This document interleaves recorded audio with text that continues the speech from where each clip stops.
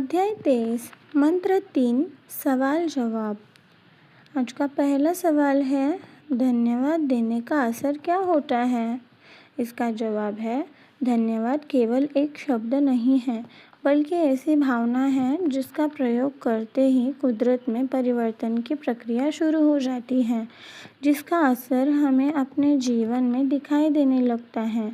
जैसे कुदरत के गुण जागृत होते हैं। जब हम खुश होते हैं और हर चीज़ के लिए धन्यवाद कहते हैं तो कुदरत का स्वाभाविक गुण प्रेम, आनंद, मौन, शांति, रचनात्मकता आदि हमारे द्वारा प्रकट होने लगते हैं। कुदरत हमें उन गुणों पर काम करने में पूरी तरह से सहयोग करती है। मानो आप ट्रैफिक में फंसे हैं और कहते हैं, प्रार्थना पूरी होने, समाधान प्रकट होने के लिए आपको धन्यवाद।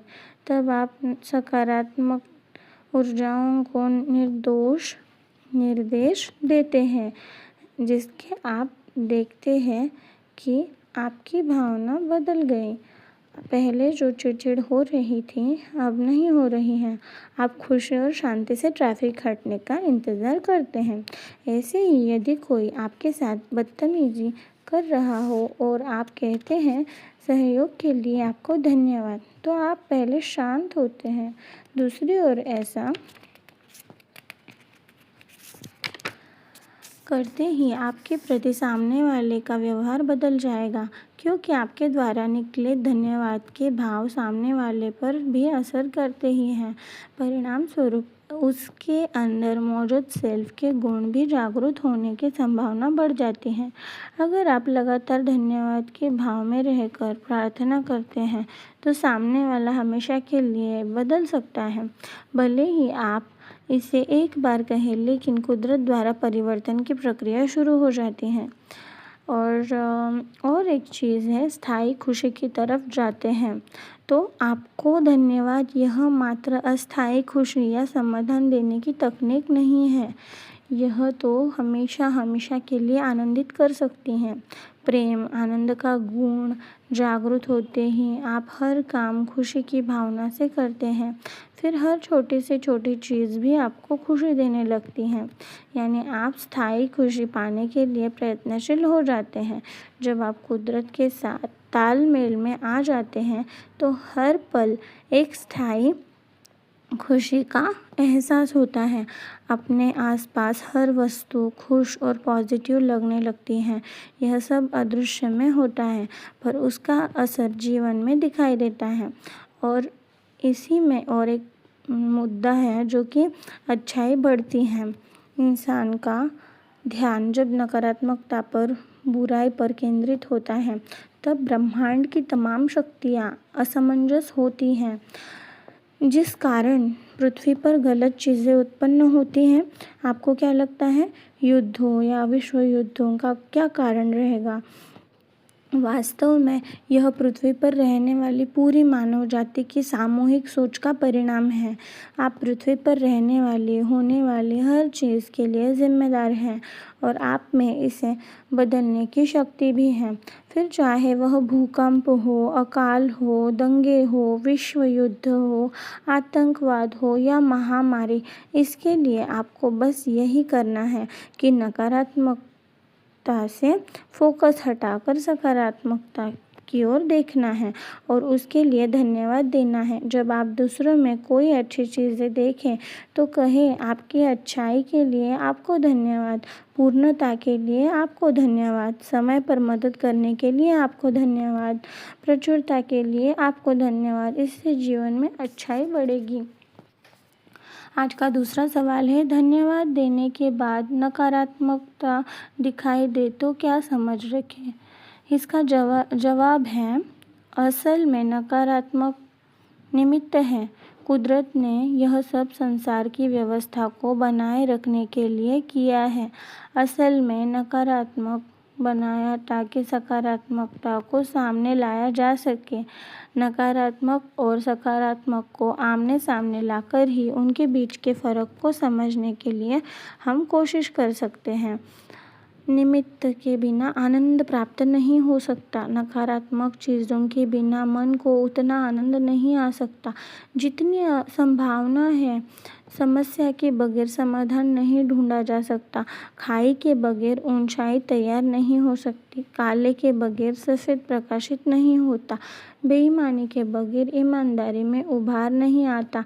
नकारात्मक चीज़ों के बगैर सकारात्मक चीज़ों का महत्व पता नहीं चलता। सकारात्मकता का महत्व बताने के लिए ही यह व्यवस्था बनाई गई है।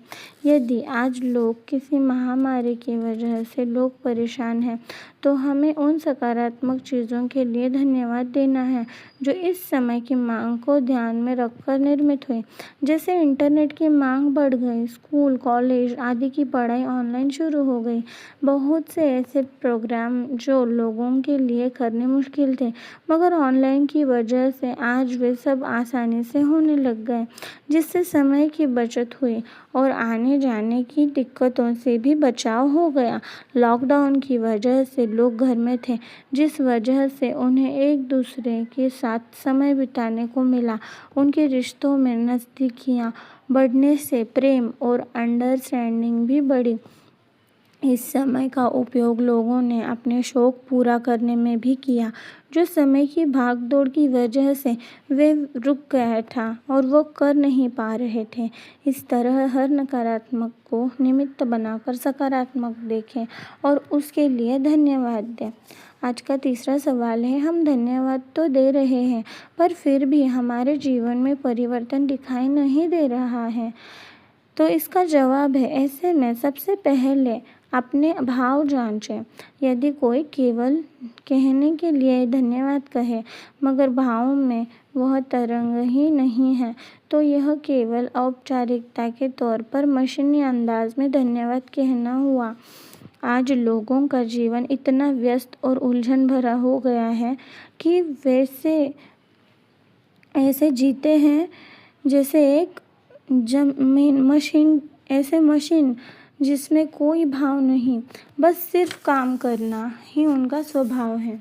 हर समय विचारों में उलझे रहना, स्ट्रेस भरा जीवन जीना, घड़ी की सुइयों के हिसाब से कामों को निपटना, किसी के लिए कोई भावना नहीं, प्रेम नहीं, एहसास नहीं, रिश्तों की गरिमा, प्रेम, अपनापन न जाने कहाँ गायब हो गया। रिश्तों में सिर्फ औपचारिकता ही बची है, जिसे अनमने मन से निभाए जा रहे हैं। रिश्तों में मिठास गायब होते ही प्रेम भरे छोटे छोटे शब्द, ऐसे धन्यवाद, आपसे मिलकर खुशी हुई, फिर मिलेंगे, आपको देखकर अच्छा लगा, आदि भी जीवन से अपनी मिठास लेकर गुम हो गए।